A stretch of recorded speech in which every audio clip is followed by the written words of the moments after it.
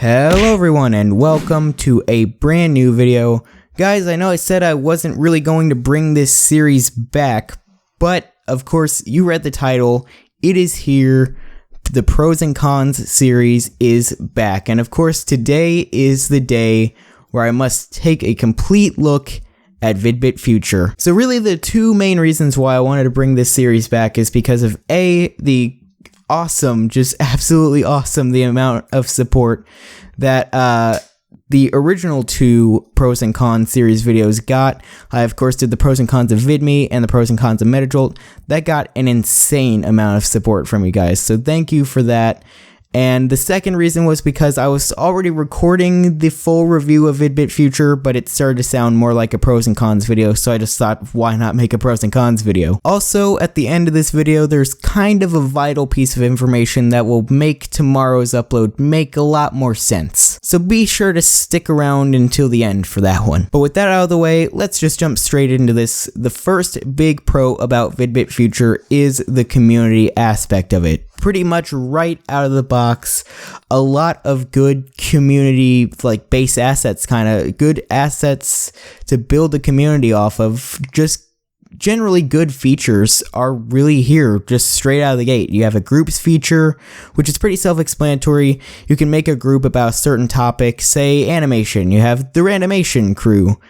And you pretty much create the crew for animation, and you can add certain users, certain friends or whatever to that group with certain interests, and you can just simply post either each other's videos on there or videos that you just simply like. It's actually a pretty cool system. And then you also have the friends feature, which the original Vidbit actually had and MetaJolt currently has, where it's pretty self-explanatory. You can actually add other people as friends, and right now it's kind of the biggest substitute for the sub box, which I will talk about more soon. The second big pro to VidbitFuture is how responsive everything is. I mean, just look at this. You can click on pretty much anything you want to, and it loads pretty much almost instantly. Like, I can go to my channel, and boom, there it is, completely loaded. And then I can go to Zipcast New Ownership, and boom, video's loaded. It's already playing, and like, everything is just really responsive. Like, say I wanted to go to someone's channel. Let's try and go to someone's channel that I've never ever been on before. Let's go to Princess Amu's channel. And boom, there it is. It's already up. The trailer is already there. This is a brand new channel, actually. But you can see it's there. It's all here. It loads super quickly. Everything loads super quickly. Even the uploader. The uploader just works super well. It uploads videos really quickly. Like Cyan TV Future, channel I've never seen before. There it is, the art's already loaded, everything's already loaded. And like, this doesn't even have much to do with my internet connection, it's just really fast. One of the cool little perks about VidbitFuture is the fact that it already has a verification system.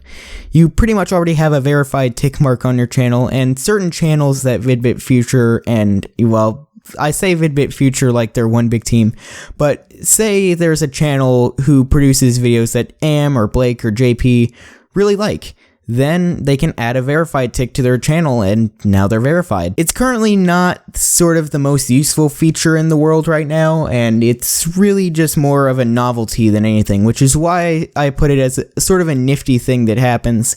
But it's very cool. It's just that little thing that adds that much more of a community aspect to it. And like, you can see all of these channels that have verified tick marks.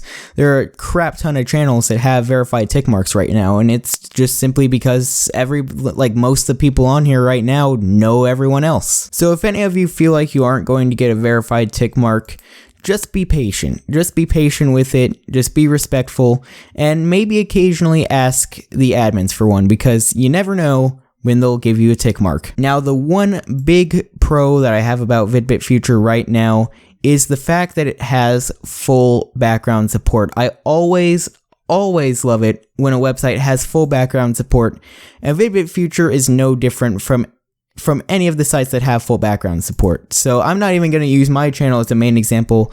Let's find another channel here. Let's find Mr. AT Andre Thomas. And there he is. Let's load that up.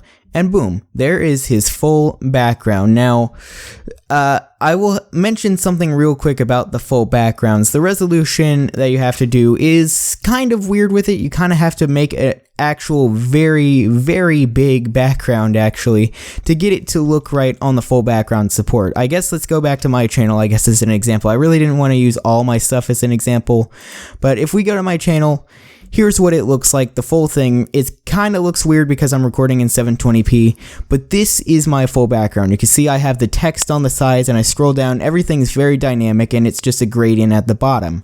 As long as you do it right, these full backgrounds can look absolutely beautiful. And right now, the resolution I use for mine is on screen. It is 1903 by 3500. That is what I used for my full background channel art. And what I would recommend you do if you make your channel art for a full background to sort of get the text on the side look that I did, what I would do is I would create sort of a channel background with those dimensions. And what I do is I take a screenshot of my channel. Like, say I'm looking at it right now, I take a screenshot of my channel, and then I'll put that at the very top of the template that I'm working with, so then I can know where the text is and where my screen is, like when you first load the page. It can be kind of tedious at first when you're first learning, but once you get the trick to it down, it is very easy and actually very fun to work on these channel arts. And to answer a simple question right now that a lot of the community has had, as of currently, channel backgrounds do not have anything to do with verification. It's all about getting as small of a file size as possible and really just getting the right resolution for it. So again, I used a resolution of 1903 by 3500, and I rendered it as a PNG in the smallest file size I possibly could in Photoshop. Of course, there are many ways that you can compress photos, and JPEGs also work, but as long as you keep your file under a megabyte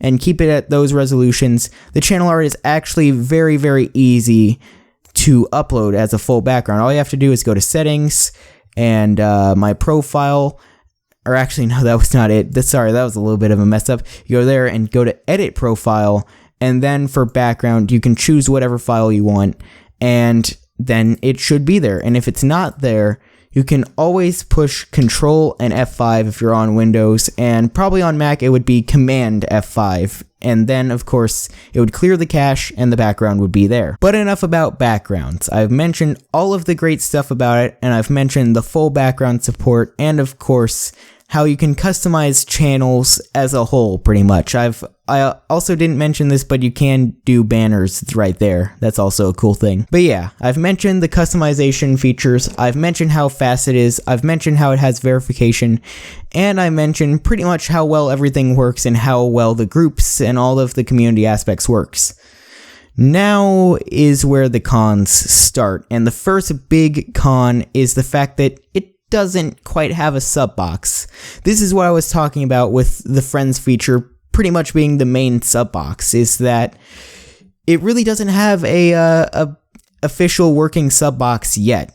And I say yet because right now, not as I'm currently speaking, but right now Blake and Am are currently working on putting in a sub box. But as of currently, the subscribers at the moment is really only there for display. There's no functional sub box anywhere. The second con about VidbitFuture, which is a little bit understandable since it only just released, is of course the bugs. Of course, it being a new website, it does come with its fair share of bugs. It actually comes with quite a lot of them. For instance, say I went to my settings and went to edit my profile, you can see that on my channel officially, I have an actual channel trailer. This is my channel trailer right here, basically. If I go to settings, edit profile, and literally right here, let's just say I wanted to add a space right there. I just added a space. I didn't do anything. Save changes, and would you look at that? The trailer is now something else. So basically, whenever you edit anything in the My Profile settings, it takes away the channel trailer that you put on there, which is pretty annoying.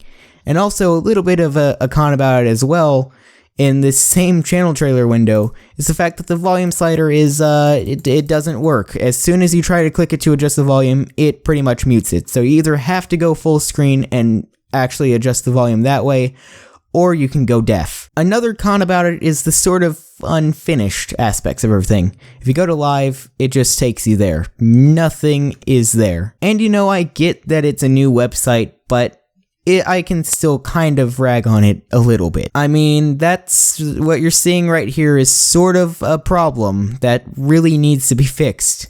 I mean, really needs to be fixed. One of the biggest cons about VidbitFuture, and even though I mentioned this as sort of a pro, the upload feature. So basically, say you're uploading a video, you're uploading it, you've rendered everything, you have it good, let's go to commentary, let's upload this thing, and the file size is 100 megabytes. I mean, most of the time these days, rendering a video file in under 100 megabytes is something that not a lot of people really want to do. And the big problem is, there is a big reason why it says there's a max file size of 100 megabytes.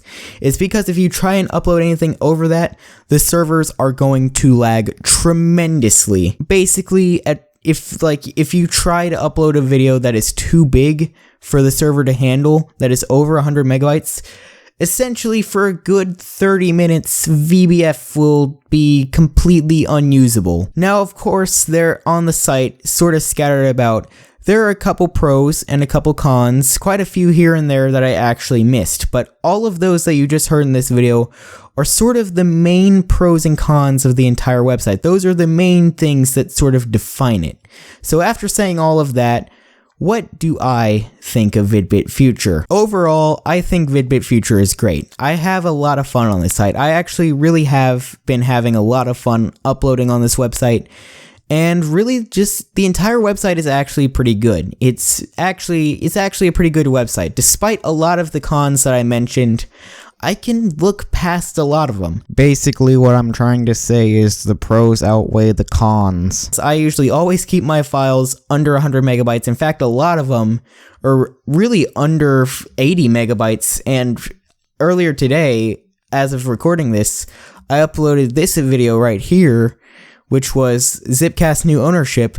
I rendered that in 480p with a black screen mostly, except for a couple screenshots in Sony Vegas. That took the file size down to 60 megabytes, and then I sort of converted it. I guess I sort of did a compression online with an MP4 compressor, an MP4 converter rather, and that compressed the video a little bit. It didn't lose any quality at all, and yet it came out as a 20 megabyte file. So uploading isn't a problem for me. So with all of the pros and all of the cons being said, I do definitely recommend this site to you. I definitely recommend making an account on here and making videos on here. Despite some of the cons that it has, it is definitely a fun website to upload on. The whole community is just awesome. Like, that's one of the big defining features about VidbitFuture is its community. Everyone in this community is always respectful and is always caring, and because the admins on this site are so amazing, the fact that Am and JP and Blake are doing such a good job of being admins on the site, they keep a careful watch over everything. So when they notice it's new users and all that who are putting out inappropriate stuff that shouldn't be on VBF, they pretty much take it out like kind of straight away, but not in sort of like the abusive way. It's not the abusive admin way of it. It's not like something slightly sexual and they take it completely out. It's only things that are justified. And if they notice a new user that's creating a lot of awesome content that's really like interacting with the rest of the community, you can get a nice verified tick from them. So I would definitely recommend coming on to VBF and giving it a shot and making an account and possibly uploading some videos, because it's just fun. It's just a really, really fun website. It's just great to upload on. It's great to watch videos on. And overall, just the look of everything is amazing. And wait a second. What is this? What is this? That looks kind of like... I don't like where this is going.